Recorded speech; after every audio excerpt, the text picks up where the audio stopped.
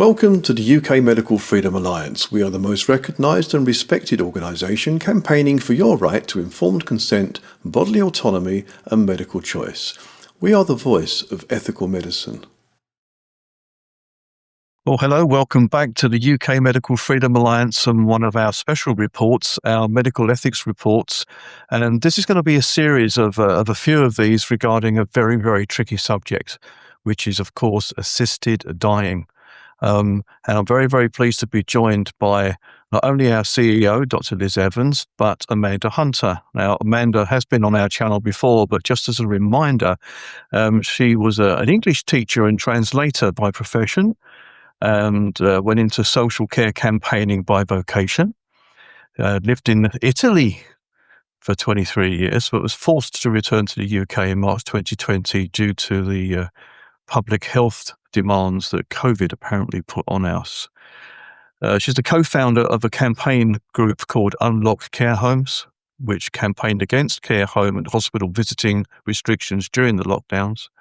And she's co-founder of FAIME, FAIME, which is Families Against Involuntary Medical Euthanasia. So sorry for looking to my left, but I have to read some notes because I want to get it right. Amanda will never forgive me if I don't. Now, she actively opposes assisted dying legislation. We have been very much involved in that as well, citing risks from existing care rationing and management practices. So I think the best thing for me to do is to hand over to these two ladies because they know far more about this subject than I do. I've got my own views, but these are the experts and you will do well to listen to them. So Liz, Amanda, thank you so much for joining me today. Very, very grateful. Hopefully we're going to have possibly up to 5, 6, who knows, episode 7. We'll just keep going until we run out of information to give. And I can't imagine that's ever going to happen. So without me just hanging on any longer, let me pass it over to you. Okay, brilliant. Thank you very much, Ian. And before I welcome Amanda, I just want to give a quote that I saw on X a few days ago from Nikki DaCosta, who described the assisted dying bill as the longest, most complex private members bill in the history of private members bill, was written in 2 weeks with no consultation or prior policy development, is skeletal and gives sweeping, unspecified and unjustified powers to any future government. So this is a really important topic, and obviously UKMFA have been running a campaign on this since this all sort of reared its ugly head last year. But I just really want to welcome back Amanda and just say a huge thank you for coming back on to update us as to what's happening with the bill, because it's been a long, drawn-out and complex process, which many people will have lost track of, possibly even including us. And I know you've had your eyes really firmly focused on this. So I just wonder if you could start by bringing us up to speed with what's been happening and where the bill is at currently. Okay, so it went to the Lords in November, and the Lords organised a number of we went to select committee, and during that the Lords on both sides invited people to give evidence on the bill, the drafting of the bill, and why there might be problems with the bill. And so there were many organisations and institutions that would be tasked with implementing the bill if it were to be passed into law. And this revealed many, many flaws and lacunas on the face of the bill. And some of the representatives of the Royal Colleges attended, other institutions like Society for the People with Down Syndrome. There was a lady who was an academic who did a lot of research into domestic violence and the problems there. There were people from the Royal College of Psychiatrists, I believe, who talked about the issue of capacity and how difficult it is to identify if somebody has capacity, to be absolutely sure they have capacity. And also very difficult to identify coercion, because of course coercion comes in many guises. It's not just a ruthless family wanting to get hands on the inheritance, or don't want to be paying, astronomical care costs for keeping their loved one in a care institution, or at home, and a huge expense at domiciliary care at home. There's also, of course, coercion from, people within the medical profession who may have ageist and ableist discriminatory views, who think that, healthcare should be rationed to, because we don't have we don't have enough money, the economy is not in a great place, perhaps we should focus our resources on the young, or those who, so there are many forms of coercion. Of course, also there is coercion, internal coercion, because if you are made, if you feel that you are a burden to your loved ones, either because of the money that is being spent on your care, you're worried about the inheritance or lack of inheritance, you will leave them, you feel that you are a burden on them because of your care needs, you could feel that this is the right decision to take. It's a very selfless decision to take, and if you're feeling that you are a burden on others. And, the other problem, of course, is choice. I mean, we are told that this is all about choice, but when treatment is rationed and care is scarce, as it is, when the NHS is on its knees, and social care likewise, and there were representatives from, institutions around social work and social care who also spoke during the committee hearings, select committee hearings. And all these issues, it's like the bill, as you say, it was written in 2 weeks without any kind of policy thinking behind it. And it's just so full of holes and flaws, and it's just so unsafe. And I think the select committee evidenced that. And on the strength of that information, the Lords then sought not to talk out of the bill, as they have been accused of, but to talk some sense into it by, looking at the issues and concerns of the Royal Colleges. Now, at the time of the committee hearings, not all the Royal Colleges had come, on either side of the fence, but all Royal Colleges have said, or most Royal Colleges have said, it's unsafe and they do not support the bill. So, and they feel that there needs to be significant amendments before it can be rendered safe. And that is what the Lords have been doing since November. So you had the Select Committee, and then we had the Committee of the Lords, which is the whole House of the Lords have been debating. And that has gone forward.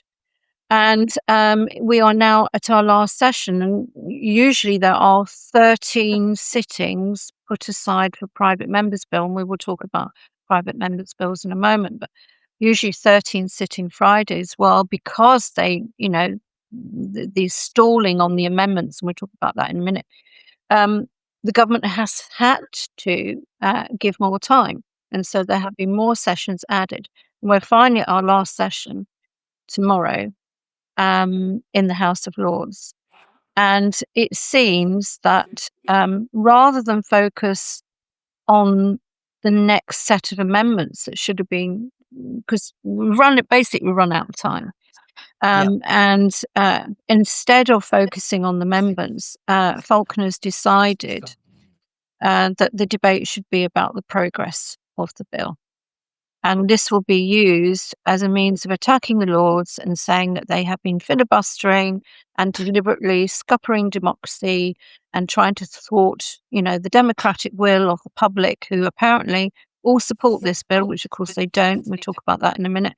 And also the sovereignty of Parliament.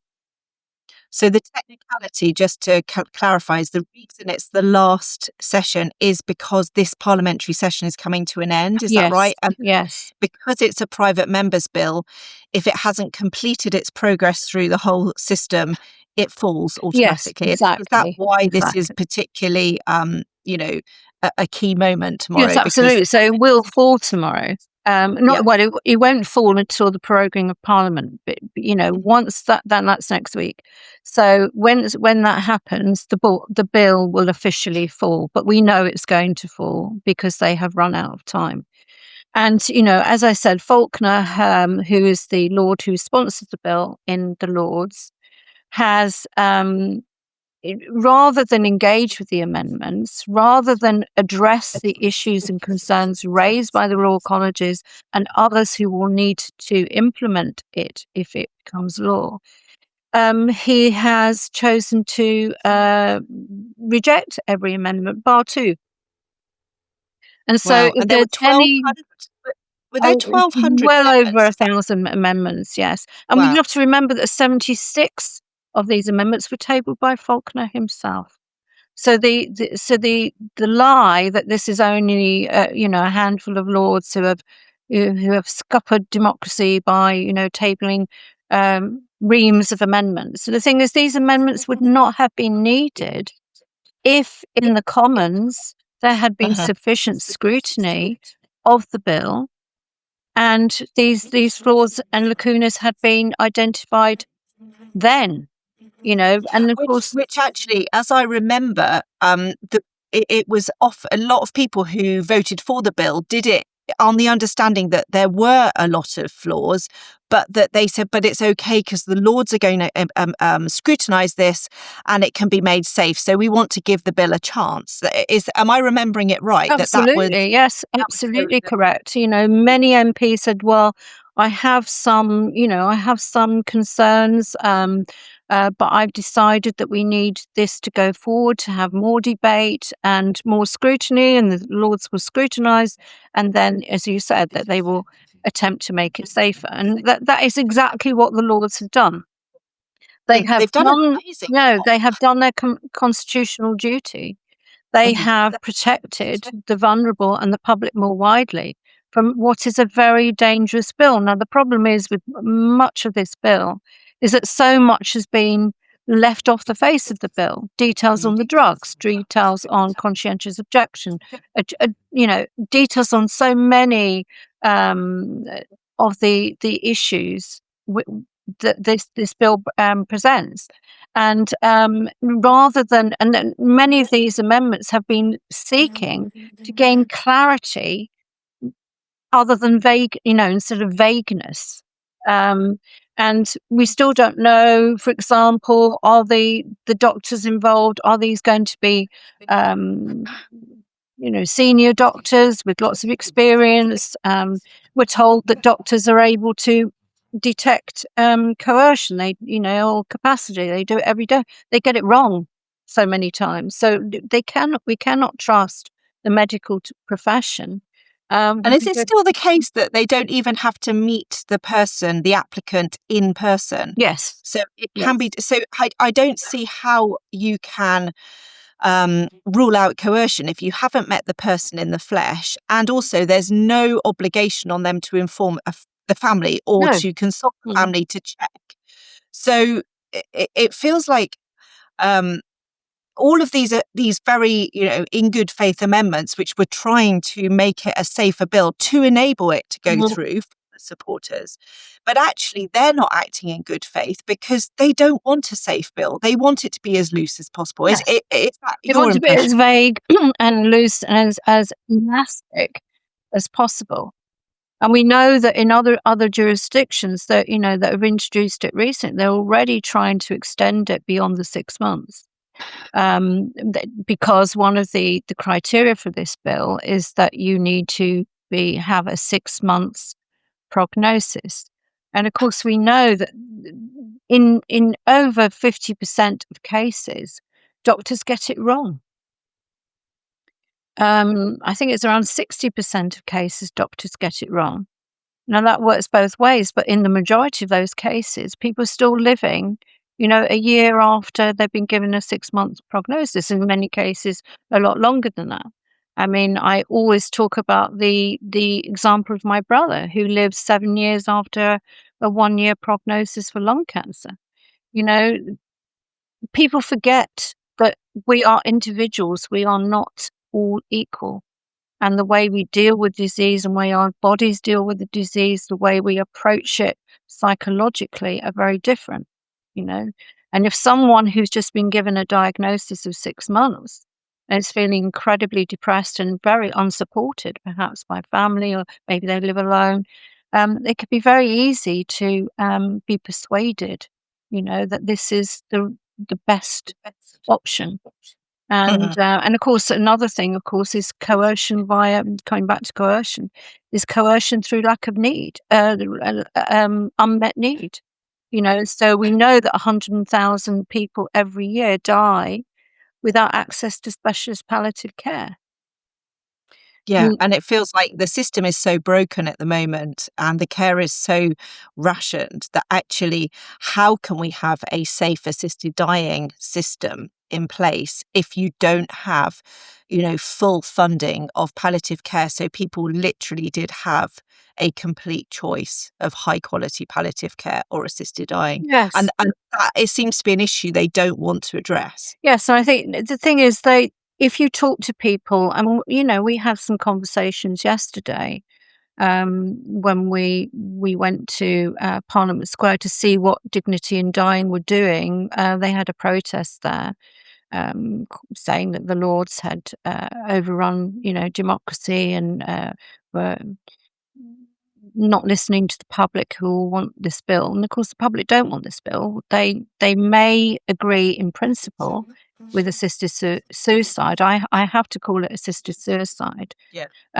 Because if you're giving someone a potion and giving them it, you know, if a physician is giving someone a potion and giving it to them to drink, that is assisted suicide. If they are taking that, it's no different from other forms of suicide, in effect.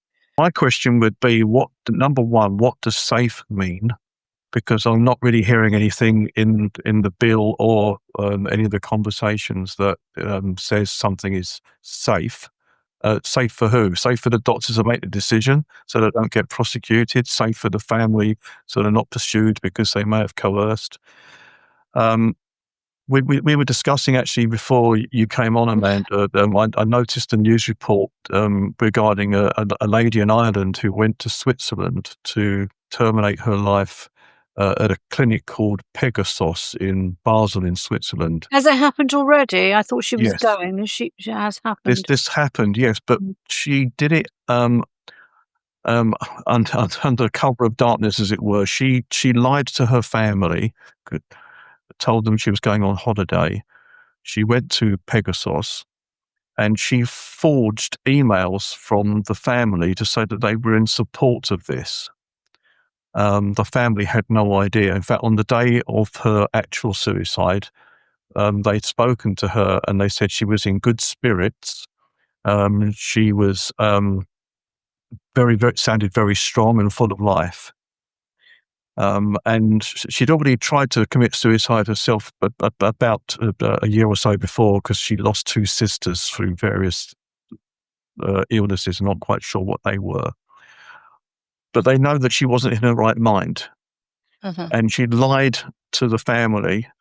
She lied to Pegasus in order to terminate her life. So it's not even, this is the opposite of coercion. The family didn't want her to do it, but she, because of her state of mind, decided that she would go ahead. The concern there again is the fact that that Pegasus as an organisation haven't done their due diligence to be 100% certain that this is what she really wanted. And that she was in her right mind and able to make that decision. So I'm also concerned then, under the whole safety banner, if you like, what happens in the NHS under a similar circumstance if someone makes a decision but the family aren't aware. Yeah, and sorry, I was just going to say there was a very similar case in Canada of a 25-year-old, I think, with type 1 diabetes. So that's not a terminal condition, but who had depression. And his mother had flagged up that he was not in his right mind either, because his mental health was not good. She only found out 4 days after he had been killed by the state. And, you know, that just can't be right. And you see, it's this slippery slope thing, isn't it? That we've all of the people opposing this have been warning about, and which isn't being safeguarded against in the bill. So yeah, Amanda, do you want to sort of comment on that? Yeah, well, a number of things. I just want to go very, very briefly back to where I lost my thread, and that was that, when you talk to people on the support side, they will often say, well, palliative care is no panacea. It doesn't help the people, who are dying in terrible pain. And they make a lot of the pain and the suffering. And of course, pain and suffering is not on the face of the bill as an eligibility criteria. It's a 6 months diagnosis with a terminal illness. And of course, there are terminal illnesses that are not cancer. I mean, for example, somebody with an eating disorder, anorexia, if they starve themselves, they can be deemed to be at end of life. And so they would become eligible, because of that. So I think there's a lot of, and the thing is about this focus on palliative care, I think is really important, because it's true that a lot of people do not get access to the palliative care they need. That is an argument for increasing palliative care. It's an argument for having universal palliative care that does not, depend on charities and cake sales in order to fund them. We need statutory palliative care for all who need it. And yes, that is expensive, but we should be protecting life. And that is what we need to be doing. We need to be focusing on better pain relief, better access to pain relief, better access to psychological, support with people who are going through a terminal illness. So many will be, forced into this because they just feel so depressed and unsupported. And so the psychological aspect is also very important. But coming back to the safety, Ian, absolutely. The thing is, as we always say at FAIME, no safeguards are only safe in the context in which they are exercised. And if you have an NHS that is rationing care, that is on its knees with, I don't know how many on the waiting list, well over 1 million, I think now, on the waiting list, waiting for treatment.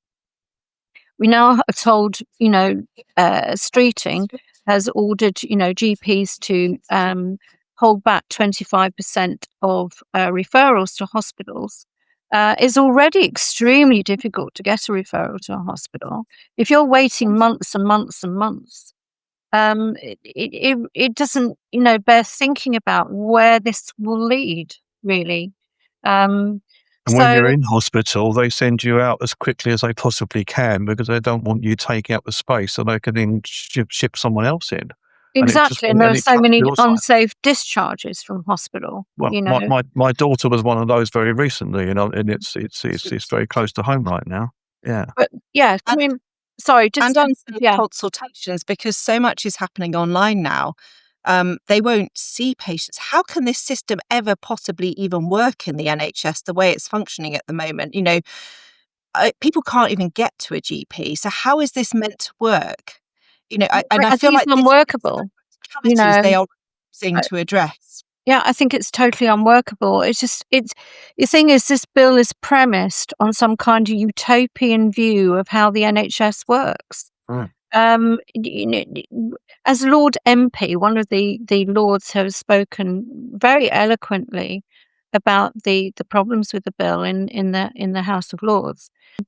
He says, look, the NHS is not the institution it was 30, 20, 10, even 5 years ago. If we think of post-COVID, there was really a reset within the NHS. I mean, even in the support services for the NHS, the administration, half the people, if I ring up for an appointment, it's somebody working from home. And most of the time they've got it on answer phone, so you can't actually speak to anyone. Same with the GP, everything's triaged now, and it could be weeks, months before you get an appointment. And this is, the NHS is not in a fit state to introduce this safely. And we already know that, the LCP, the Liverpool Care Pathway, which was banned supposedly in 2014, has crept back in and went on steroids after COVID. People were being fast-tracked who were not dying. And if doctors are making these decisions now and terminally sedating patients and hastening them to their end to save on costs, where will this go if we have an assisted suicide bill? We already know about DNARs, how people were forced to, coerced into signing DNARs, how families were coerced to sign DNARs, how DNARs were actually falsified by doctors and nurses during COVID. So if you've got someone who, we had an example, I don't know if I've mentioned this one before, of a disabled man who was in hospital. This is post-COVID, I believe, and he was approached 3 times more than that, 5 times, I think, in his bed. And when he refused and got very angry, the final doctor, he must have, I think 3 approached him. And the final one, when he refused and said, "Leave me alone," said, "Well, if you end up on my ICU, I'll be turning the machine off." I mean, it's those kind of attitudes that you really, really have to fear. There are wonderful doctors in the NHS. There are people dedicated to saving lives.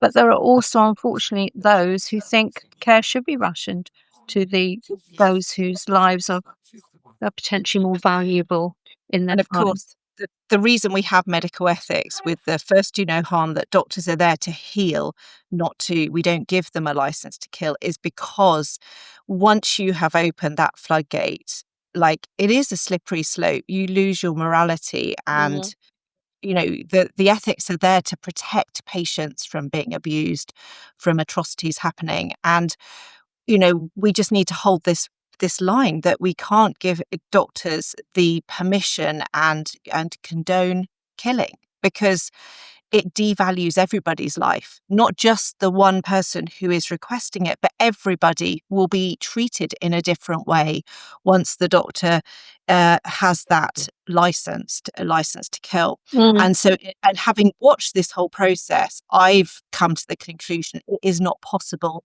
to draft a bill to allow assisted suicide that is completely safe and doesn't risk numbers of people being unjustly killed through coercion. Yes, Or, I totally agree. But maybe 10 years ago, if I had been presented with this, I may have had a different idea. But knowing what I know about the NHS, having experienced through my own family what happens when people are neglected and are denied the care that they need, I cannot see that this is safe at all. In fact, I think it is really, really dangerous. And as you say, Liz, the NHS was founded to protect lives, to prevent illness, and to treat those who were ill, to save and protect lives. If this law if this bill or whatever replaces it were to be passed, it will fundamentally change the purpose of the NHS. It will become an institution it will segue from an institution that is focused on saving lives, protecting and giving people greater longevity, to an institution that is also focused on ending lives. Yeah. And that is a really, really dangerous Rubicon to cross. And for the reasons you explained, but wider, what message is this sending society and families, who I know that families struggle to support loved ones because there isn't the support in the system to help them care for people at home. But what message is it sending to families? It's saying, don't worry about supporting your loved one. Don't worry about those gaps in the care system. You don't need to give up your job to care for your loved one. We'll deal with that. Yeah, and that just dehumanizes us all. Absolutely. Doesn't it? We all have value. Everyone has value. And we also know by looking around the world that the criteria are going to expand as well. So it's at the moment it's terminally ill. Okay, define that. That's difficult enough. But as we've seen in the Netherlands, there's a guy that's been investigating this from an ethics point of view. He's looked at over 4,000 cases And he said it's quite clear that in the Netherlands it's expanded to those that are in chronic pain. They're not terminally ill. They're just in chronic pain, but they now fit the bill, should I say. Yeah, they now fit the criteria. Absolutely. And of course, Canada is also looking at introducing MAID, which is their version of it's medically assisted dying. Assistance in dying, yes. In introducing eligibility for people who are suffering from mental illness. You know, it just doesn't. They look at children as well in various countries. I mean, this is Netherlands, I think. Yeah. It's so barbaric. But so despite what's been going on, I think to summarize, the Lords have done an amazing job. They have presented hundreds of excellent amendments, which, you know, the other side, the side that want this bill, have just refused to engage with and have, you know, keep voting out, which just shows where they're coming from. But it's, you know, and now it's going to run out of time. But the bill supporters are really annoyed about this, aren't they? As you said, from the Dignity in Dying protest yesterday, they are accusing the Lords of filibustering and of, you know, deliberately causing trouble and trying to be undemocratic. And it seems that they're not going to admit defeat or accept defeat quietly. And I've seen in the media they're now talking about how they could game the system by having hundreds of sympathetic MPs submit private members' bills, which are identical to the Leadbeater bill, so the same flawed, hopeless bill, into the ballot for private members' bills, which happens, I think, on the 21st of May for the next parliamentary session. So there's some sort of ballot that happens, and a limited number of, I think, 1 in 10 private members' bills gets accepted to be, put through Parliament. I think it's it's a small number, and an even smaller number that actually pass into law. I think it's a maximum of 3 that ever pass. But they're now talking about having a coordinated effort by hundreds of MPs, you know, up to 200 MPs putting in the same bill, so that there's a really good chance that will be chosen in the ballot.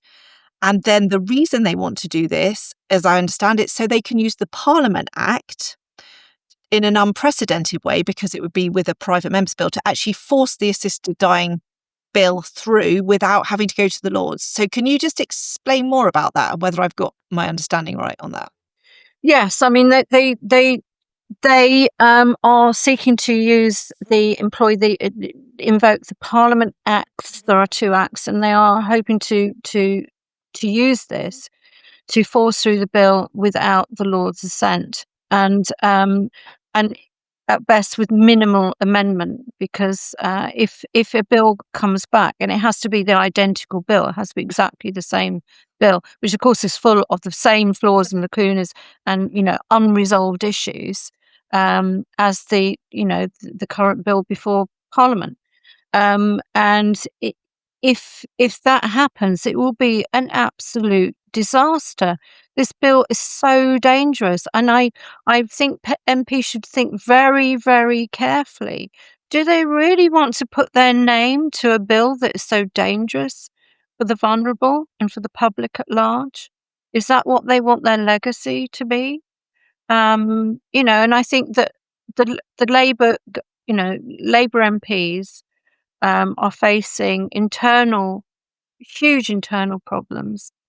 The Prime Minister is deeply unpopular in the country. It's very likely that in May they will lose huge amounts of seats in the local elections. This will put more pressure on MPs, and you wonder, do they not think that they should perhaps go back to the basic stuff of traditional Labour politics? I mean, is this really? This is number 19 in a list of 20 priorities for the public. There's no public demand for this. There's no public demand for it. And this is the lie, that the public wants this bill. All the recent polls have shown that no, the public does not want this bill. They, as I said at the beginning, they may agree with the principle. But even then, in the last year, because of the scrutiny in Lords, and thank the Lords for all their scrutiny, the public has learnt far more about the complexities, the risks, the dangers of this bill, and they want nothing to do with it. And,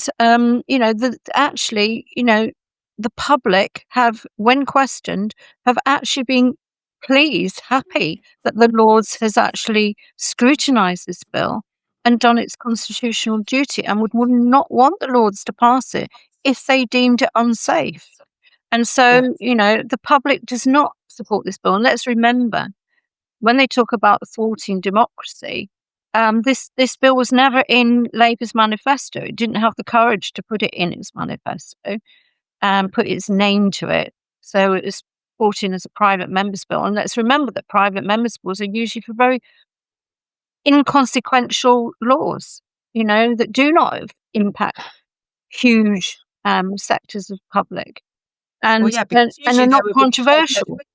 Yeah, because you don't get a public consultation for a private members bill that you would get for a government bill. Yes. So Yes, which is why exactly. it's so ill written and ill prepared. And the public So- just do not support it. And the more they learn about it, the more they reject it.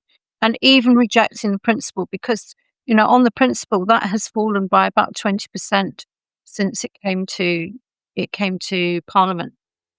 The bill. So we can celebrate that tomorrow this bill will fall, or that will be the end of this session in a week or so, and that will be the end of this bill. But we need to still be alert and on our guard, because it looks like at some point, probably over the summer, it will come back.